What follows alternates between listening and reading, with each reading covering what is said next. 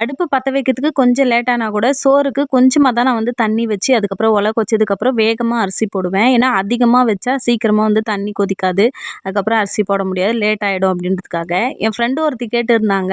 இந்த மாரி சோறுல வந்து நடுவுல நடுவுல தண்ணி ஊத்திட்டே இருந்தா, சோறு வந்து குழஞ்சு போகாது அப்படின்னு சொல்லிட்டு. நம்ப ஊர் அரிசி வந்து பார்த்தீங்கன்னா, நார்மலா நம்ம அந்த ஒரு குண்டால அந்த பாதி மட்டும் தண்ணி வச்சுட்டு, அதுக்கப்புறம் அரிசி போடுவாங்க. கரெக்ட்டா இருக்கும்.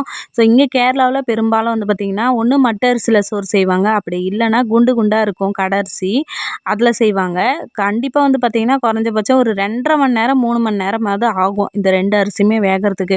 நான் எப்பவுமே கொஞ்சமா தண்ணி வச்சு, அது வேகமா கொதிச்சதுக்கப்புறம் அரிசி போட்டுருவேன். அந்த மாரி அதுக்கப்புறம் பக்கத்தில வந்து பார்த்தீங்கன்னா, அடுப்புல தண்ணி ரெடியா கொதிச்சுட்ருக்கும். நடுவுல நடுவுல வந்து பார்த்தீங்கன்னா, நான் ஊத்திப்பேன். என் ஃப்ரெண்டு வந்து கேட்டிருந்தாங்க சோறு குழையாதான்னு சொல்லிட்டு. ஒரு 4 மணி நேரத்துக்கு மேல வெந்துச்சுன்னா, கண்டிப்பா சோறு குழையும். அப்படியே குழையிற ஸ்டேஜா இருந்தாலும் நான் பச்சை தண்ணி ஊத்தி வடிச்சா சூப்பரா ரெடி ஆயிடும். அவ்வளோதான். இந்த வீடியோ பிடிச்சா லைக் பண்ணுங்க, சப்ஸ்கிரைப் பண்ணுங்க. வீடியோ பார்த்ததற்கு நன்றி.